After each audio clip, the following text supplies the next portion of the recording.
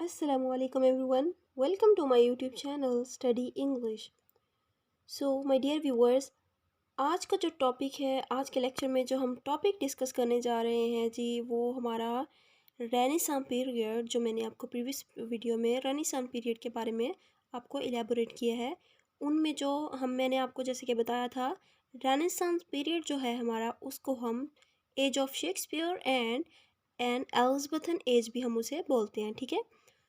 अब मैंने आपको इसकी प्रीवियस वीडियो में बताया कि जो हमारा मोस्ट इम्पॉर्टेंट ड्रामेटिस्ट है शेक्सपियर। हमारी प्रीवियस वीडियो शेक्सपियर के ऊपर थी। जिन्होंने वो लेक्चर नहीं देखा तो मैं इस वीडियो के डिस्क्रिप्शन में उसका लिंक डाल दूँगी, तो आप देख लीजिएगा। राइट। सो व्यूअर्स, आप मुझे बता सकते हैं मेरे मेरे लेक्चर्स आपको कैसे लग रहे हैं, ठीक है। और आप कमेंट बॉक्स में अपनी फ़ीडबैक का इज़हार ज़रूर कीजिएगा और मुझे बताइएगा कि आपको और मज़ीद इंग्लिश लिटरेचर के ऊपर या इंग्लिश से रिलेटेड किस किस टॉपिक के ऊपर आपको लेक्चर्स चाहिए। आई विल बी हियर, ठीक है। सो आज जो है जी, हम हिस्ट्री ऑफ इंग्लिश लिटरेचर में जो हम पीरियड देखेंगे, मतलब जो रेनेसां पीरियड है, उसमें जो हम देखेंगे जो मोस्ट इम्पॉर्टेंट ड्रामेटिस्ट हैं जो हमारे रिमेनिंग रहते थे, तो आज हम वो डिस्कस करेंगे। गाइस, इसको बहुत केयरफुली सुनिएगा, ठीक है, क्योंकि ये हमारे इम्पोर्टेंट ड्रामेटिस्ट्स हैं, तो आपको ये याद रखने होंगे। राइट। अब वीडियो स्टार्ट करने से पहले मैं आपसे रिक्वेस्ट करूँगी कि प्लीज़ सब्सक्राइब माई चैनल।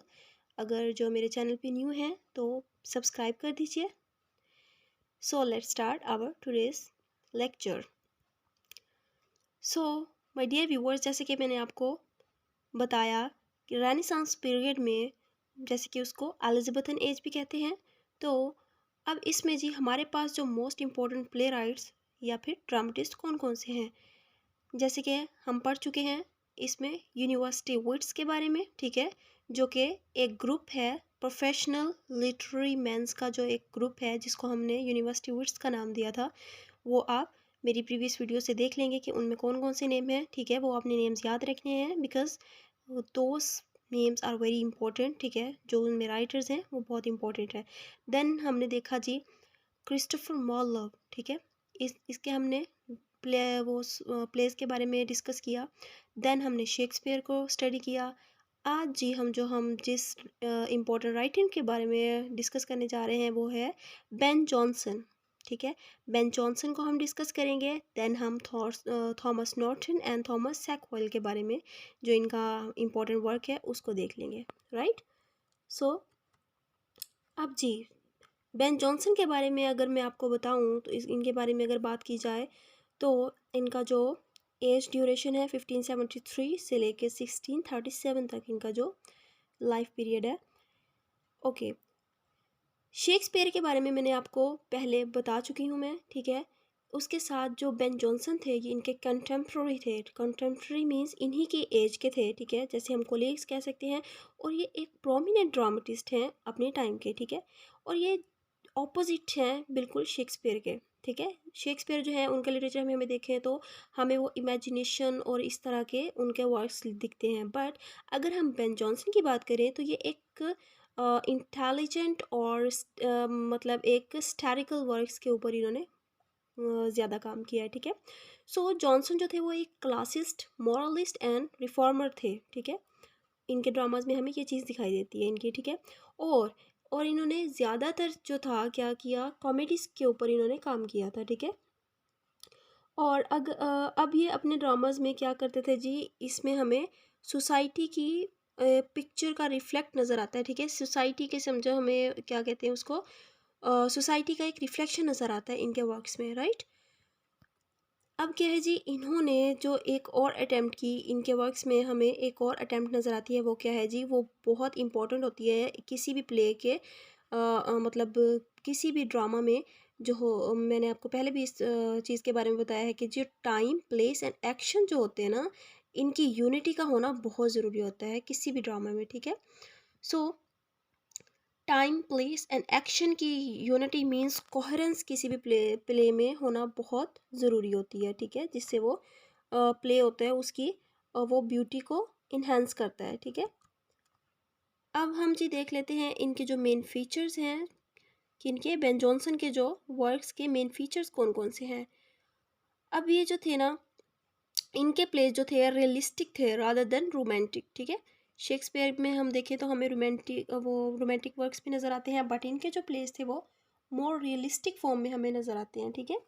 सो अब जो थे इनका जो ये इन्होंने अपनी ऑडियंस को अपने वर्क्स की एक्सीलेंस से इम्प्रेस किया, ठीक है।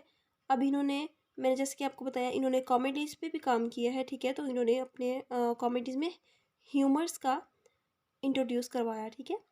और ये जो ज़्यादातर ऑलरेडी आई हैव एलेबरेटेड दैट इन्होंने जो मेनली काम किया है वो कॉमेडीज़ के ऊपर है। सो अब जैसे कि मैंने आपको पहले बताया कि इंटेलेक्चुअल और हिस्टोरिकल राइटर हैं ये, ठीक है। और इन्होंने जो था ना, पिछले राइटर्स उनका रोमांटिक जो इफ़ेक्ट डालते थे वो अपने वर्क्स में, उनको उनके ख़िलाफ़ इन्होंने एक तरह से अपने वर्क्स में थोड़ा एक तरह से उनको रिजॉल्व किया, मतलब कैसे कि अपनी इंटेलेक्ट और सेटेरिकल वर्क्स से, ठीक है।